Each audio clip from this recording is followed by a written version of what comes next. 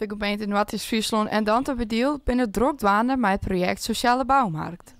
Bij dit project werkt ze richting een nieuwe vorm met mij de inwoners van de gemeente snel en eenvoudig een antwoord vinden kunnen op haar hulpvraag. Op dit moment is het zo dat als je een hulpvraag hebt, een zorgvraag, dan kom je eigenlijk altijd bij de gemeente terecht. Moet je langs veel ambtenaren om zaken geregeld te krijgen. Het is een wirwar van regels, procedures, bureaucratie.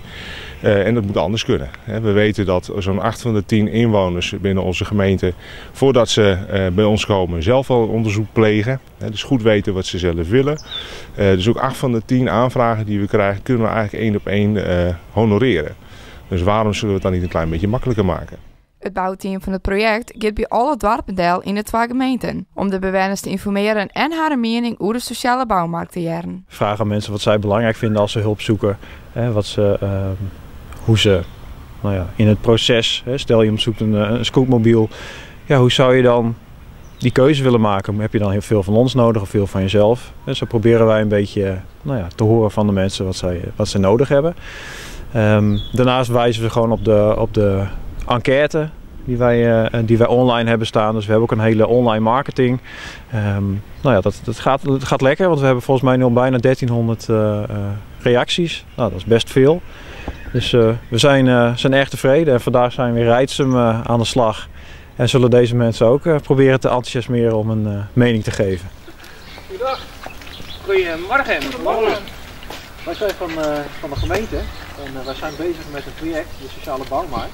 Dat vind ik een heel goed initiatief. Vooral omdat het naar één persoon of de meeste duidelijkheid weer bij je wijzen maakt.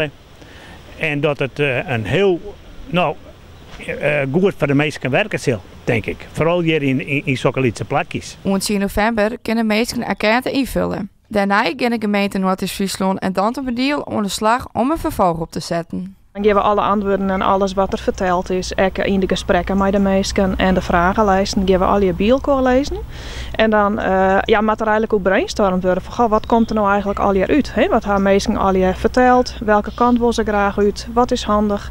En daar moet een plan uit voortkomen van hoe het dan verder moet. En dat moet concreet maken worden.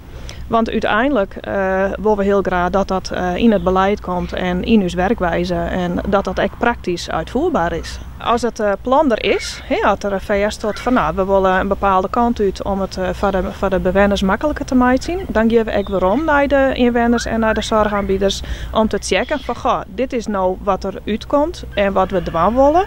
Klopt het ook maar wat je nou onjoen hebt en is dit inderdaad het paard dat we opmatten.